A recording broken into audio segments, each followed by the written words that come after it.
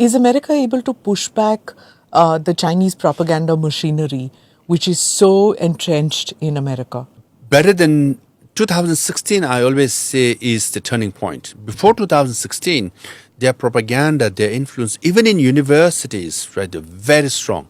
It just tilted since 2016. Now, increasingly, their Confucius institutes are shut down, right? They're like Chinese police stations. Can you imagine? 60 in 42 countries, 102 Chinese police stations, including New York and Toronto. Now the congressmen go outside and have protests and say we have to shut this down. No, explain now, because I think we discussed this once before, but we need to talk about this again. The Chinese police stations and the Confucius institutes. So, especially those who are taking the UPSC exams, if they're watching this, they need to know this. Yes. So explain these two parts to me. Confucius institutes, they're very, very shrewd.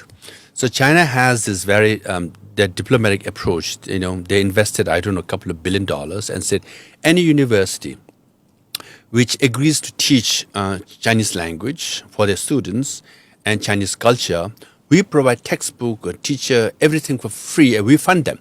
Now, which university will not want that, right? So if students would like to know about China and Chinese culture, they want to learn Chinese language, and they literally spend anywhere from a few $100,000 to a few $1 million and have a permanent program within the university. Everybody welcome it, right? So it's fully funded, But then once that Confucius Institute is in your university, they're the watchtower for Chinese government.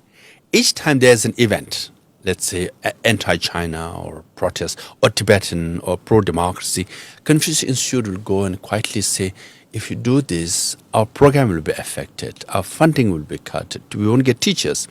And then, the management in the university will say, maybe, then this is more important, this few $1 million, free Chinese language, and free trips to China, we will not allow these speakers to come. They literally stop.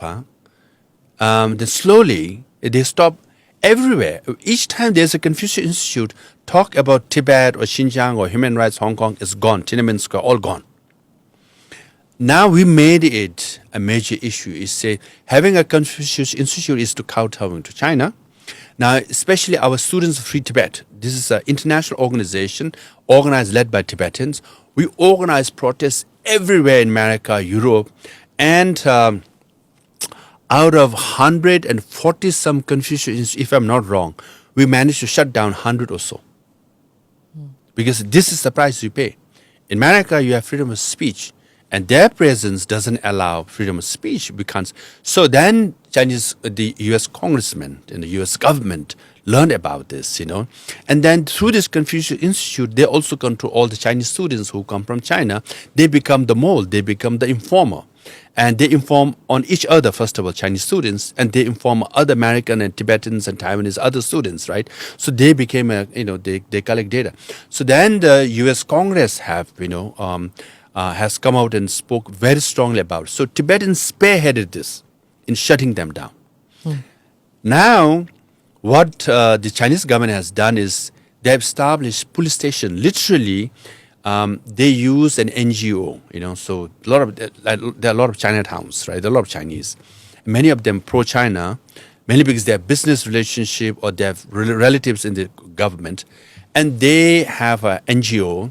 And it's a service, right? Any kind of service, education, cultural, something like that. And through this NGO, they rent a place, and they bring 20 or so, Chinese policemen to that building. And their job, what they say, is to provide service to Chinese people who come from China. Help them, let the tourists, they lost something, or they want visas or their passport, things like that. But they have a consular service, but this is an unofficial.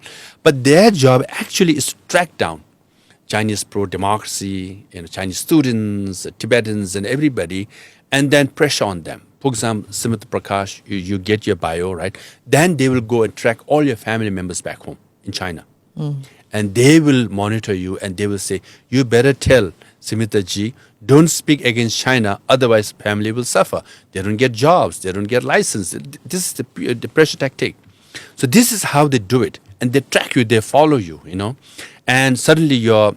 Because not just as students, even when you go to the workplace, Yeah. It goes there too. Yes. So mid-level executives are told to hire more Chinese. Yes. And that, I mean, the tentacles are Yeah. far and wide.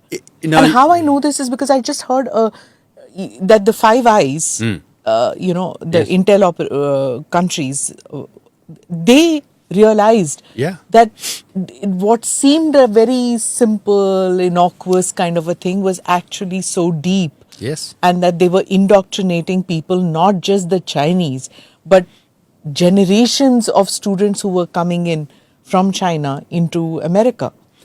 Hollywood, Richard Gere famously made a speech at Academy Award ceremony on Tibet, and he was banned for life. Why? Since then and now increasingly so many producers, investors are Chinese. And Chinese are very shrewd. That's what I'm saying. You must understand. Now, not only they invest money, okay, they make sure that Chinese actors and actresses are playing roles. So you watch Netflix, TV series, and I always wait for the names to scroll. Producers, right? The Chinese sounding name, then inevitably there's a Chinese actor in the movie. They make sure that there's nothing against China. They say, if you do this, I will be in trouble. And the producers, and they'll say, we don't want you to be in trouble, right? How they manipulate you, Now, Which is why you'll never find Hollywood movies with Chinese as villains. You'll only find Russians as the villains. Yes. And maybe, one or two Islamic terror groups or something like that Yeah. during a war film or something like that. But the villain is always a Russian. Yeah. But you'll never find either indulging in smuggling or indulging in any nefarious activities. There's never a Chinese villain. Yeah. Also, for example, I mentioned this movie, right? The Four Rivers, Six Ranges, a very well-made movie, acted by Tibetans, all that. And also there's a movie on His Holiness about happiness, okay? He's teaching about happiness and kindness and compassion. 2 movies now. They're not getting OTPs, right? Netflix and, all this. They don't want to show it because they're Chinese investors.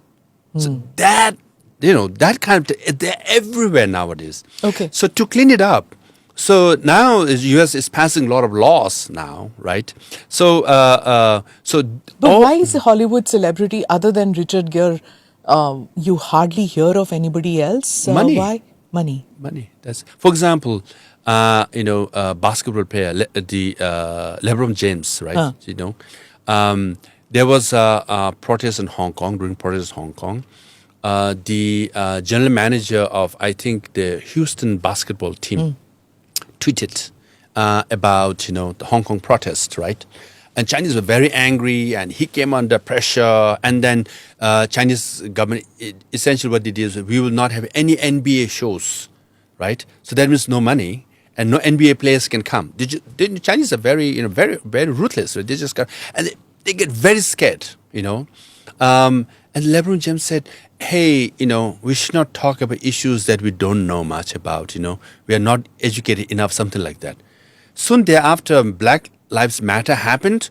He's all over, and he expects everybody to speak about it. And one should, of course. But if you want us to speak of Black Lives Matter, people should also speak about Hong Kong and Tibet and Xinjiang. All the issues are, similar.